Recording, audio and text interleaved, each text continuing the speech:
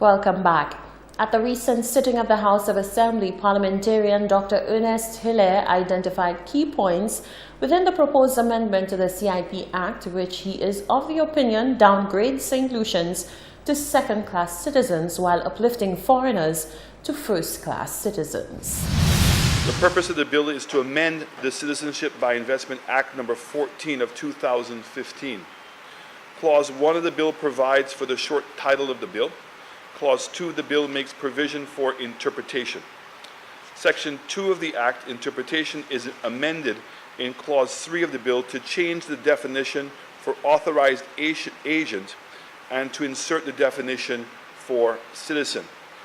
Those were the amendments put forth by Prime Minister Alan Chastanet towards the Citizenship by Investment Act. Another amendment included provision for the grant and issue of an authorized license by the CIP board. Parliamentarian Dr. Ernest Hilaire called out a number of those proposed amendments to the CIP Act, which, according to him, leaves much room for interpretation. The fundamental weaknesses which the Prime Minister saw with the CIP, and he espoused when he was in opposition, and the promises he made to the people of St. Lucia are not contained in those amendments today. And I ask the question, why are those changes being made? And you recall, Mr. Speaker, I started off saying he gave no explanation. So why are they being made? Hilaire drew attention to the Authorized Agent for Licensing for Approval amendment, which is currently handled by the Financial Services Regulatory Authority, FSRA. He noted that with the proposed recommended amendments, the FSRA looks to be replaced. So it's been removed from the FSRA and the board. Note, Mr. Speaker, not the unit, not the professionals in the unit that are going to license you. In the FSRA, the license is signed by the executive director. Professionals do it for the financial services sector. But in this case, we are asking the board to license. The same constitution which the Prime Minister in opposition said were political appointees, and he has not changed the law to remove them from being political appointees. So you're asking political appointees to license people now. Furthermore, Hilaire decreed that under the St. Lucia Labour Party administration, clear guidelines were implemented as to the qualifications of becoming an authorized agent. We wanted St. Lucians to benefit from being authorized agents. We wanted St. Lucian professionals to be authorized agents. But somewhere along the way, that was changed. There are also a couple of international companies that are authorized agents in St. Lucia, with St. Lucian names below it. And I asked, isn't that fronting? Isn't that fronting? How can a space, an economic space that's created for St. Lucians, have now been opened through a backdoor for foreigners to exploit it? Hilaire expounded that the current recommended amendments to the CIP Act looks to legalize the process of foreign nationals becoming authorized agents able to provide citizenship for investment to other foreign nationals. Reporting for Hot 7 News, I am Solange Alfred. The Gros-Islet Minibus Owners Association is responding to the sentiments made by Transport Minister Guy Joseph on Tuesday in support of the Traffic Flow Improvement Program, which sees the closure of the entry into Windward Island Gases Road during morning peak hours. Minibus drivers say although the pilot program is temporary, it has thrown a major spanner in their work. Everybody driving on the Gros-Islet route or the Gros-Islet area, whether public or private buses, are affected by the flow of traffic in the area. And that's a fact. So at the end of the day, how it is addressed, it must be addressed in a manner where it gives everybody the opportunity to voice their concerns about what is happening. Because if you ask me, the things that people are afraid to speak about is what the bus drivers do and how they operate their buses on the route and how they bypass the route where people are waiting for buses to find other routes to get to Castries sooner than they should. It's not necessarily about picking up passengers. These are buses which specifically go down to Castries empty to pick up passengers on the Groseley bus stand at rush hour. I have been one of those passengers while I've stranded without buses, and what they're saying is that they're not able to come down to Castries quick enough. No, so I am telling you, you just told me as a bus driver. And I use, yes. So I understand very well what you are saying about you cannot lecture me on how the buses operate. No bus rush to Castries empty and leave passengers on the route to go back up to just pick up. So you can make a two-way trip and you tell me you're trying to make a one-way trip?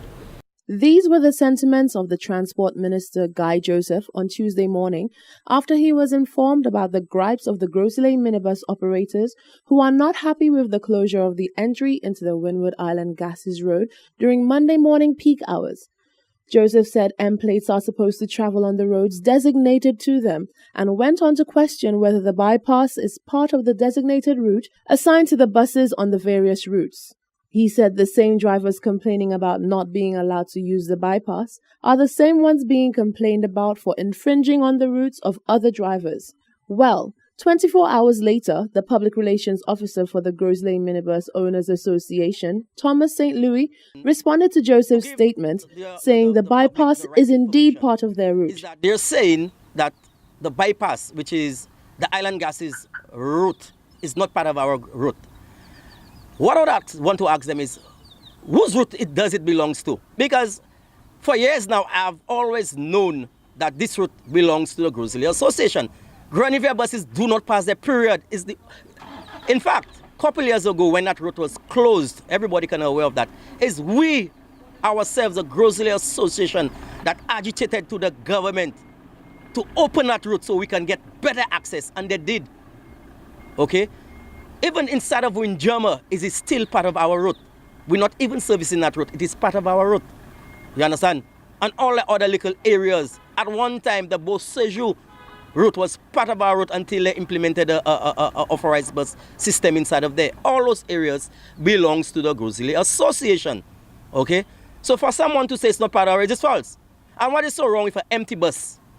Coming from Groseley, fully empty, going through the bypass, getting off the highway to release the highway from more congestion, to get to Castries to pick up the backlog of passengers that need to go to work and the school children that need to go to school. St. Louis went on to say furthermore that whilst there truly is an issue with traffic during the weekday peak hours, it is in no way the fault of Groseley minibus drivers. When we started using that route, I can very recall that it was only buses going in there. You would not get traffic in there at all. It was only the minibuses using that back road. But over the years, when the public, the private vehicle realized it was an easier access, getting out of traffic, they started following the bus, and that's what created the problem. We would prefer that the minibuses use the highway and put some ads, public knowledge out there to encourage the private vehicles to get away from the minibuses to use the back road. Because as it is there, most people, most of those private vehicles, they do not use the back road presently. They're stuck on the highway as it is because they're not using the back road effectively, and that create a bottleneck, the same bottleneck that the authorities are complaining, creating a backlog of traffic. They created the same problem by allowing those private vehicles to go in there and coming out within the entrance of the Island Gases entrance. On the 28th of February, the Traffic Flow Improvement Program, TFIP, was announced and is aimed at improving the travel time along the Castries-Groseley Highway. The 3-month pilot program was implemented by the Department of Infrastructure, along with the Department of Transport and the Royal St. Lucia Police Force. Reporting for Hot 7 News, I'm Rochelle Gonzalez. And now, information on the works currently ongoing on the Larry Shoes Road in Vieux-Fort has been given by government. The new Larry Shoes Road is approximately 95% complete, with current paving of the finished surface as part of the final phase. This road project has already begun to positively transform the Vieux-Fort landscape and will be the new link to the multi-million-dollar world-class Herenor International Airport Terminal, soon to be constructed. Technical experts from the Department of Infrastructure were on site recently for a first-hand update and assessment of progress. Permanent Secretary Mr. Ivor Daniel says, from all indications, the newly completed paved surface as well as other aspects of construction appears to be up to standard. We indicated that we were removing and improving the road safety at the junction near the bridge, and that this road would now lead directly into the new terminal. There will be at this current location a possible roundabout based on the design that would lead into the new terminal. So I'm pretty much excited about it. The prospect is good. I'm quite happy that we've now begun to putting on the asphalt. The black tie is on, and I'm all excited about it, and I can see some progress. The Larry Suess Road reconstruction project consisted construction of 1.6 kilometers of road, which also included site clearance, general excavation, dual carriageway construction, construction of drainage systems, and utility transfer. Project supervisor Mr. Peter Sepal says at all stages, various quality control measures were undertaken to ensure the project achieved the approved requirements. He says there are numerous road safety measures incorporated in the final design. So far we have done all the earthworks that is in place. We have completed the base and the sub-base, and now if you can see behind me, we have placing of the first layer of asphalt, and it's going to be a 2-layer operation. We are completing the first layer, then the second layer is going to be placed, which is going to give a very good driving surface. It is indeed a long stretch, and we have some very good safety features that are going to be incorporated in the road project. Of course, we're going to have all our road signs, our warning signs are going to be in place. All the indicators and the necessary road furniture, you will find that in place. Proper road marking is going to be placed on the road surface as well. Also, what we have tried to ensure is that we have a mostly level road track that is going to allow for good line of sight ahead of you so that you can see clearly any oncoming traffic. Also, the curves along the road, these are very smooth curves, so it would be fairly easy to navigate those curves, and incidents of vehicles running off the road around tight corners, these would be reduced. The project is being executed by C.O. Williams Construction St. Lucia Limited, which has 32 years of construction experience here in St. Lucia. Founder and CEO Sir Charles Williams says he's pleased that most of the construction supplies and workforce for this project was supplied by St. Lucia. We only deliver one quality, first class. We don't deliver anything underneath that. And I've done a lot of work here, a lot, and I'm proud of it. And we continue to stay here, thankfully getting some work. And all we want is the work to do, and we'll get it done. I'm very, very pleased with the asphalt that's been put down, the quality, and I'm looking forward. I still come every week. I'm looking forward every week to see more and more. The Department of Infrastructure, Ports and Energy applauds residents and motorists for their continued patience and support during the execution of this project, which paves the way for the injection of new life and investment in the South.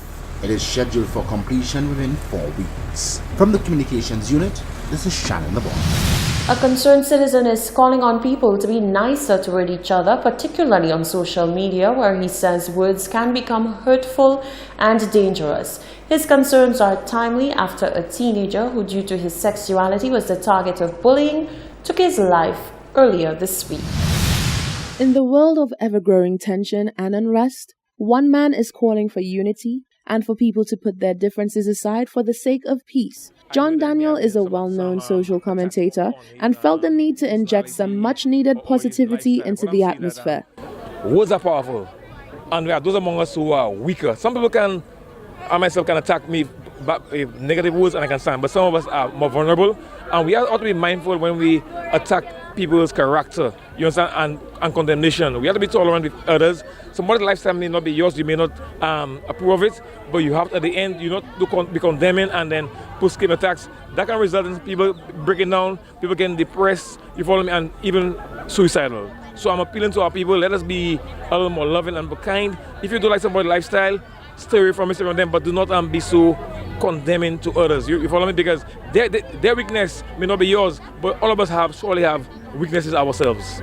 Daniel said the need for tolerance and kindness is especially strong for the adults in society today, with politics being the main reason for the divide. I want to see us come a little more tolerant for each other, respect for other people's rights of choice. Everybody has a solution, has a right of choice to choose whatever political persuasion they decide to direct, And I think that now I'm seeing too much tension, you follow me, and hostility towards people in politics. Now I want to address my fellow St. Lucians. I believe that we hide behind the color red and yellow for to release our hatred. A hater is a hater. You follow me? A color cannot make you a hater. You are a hater because you're a hater, not because of party color.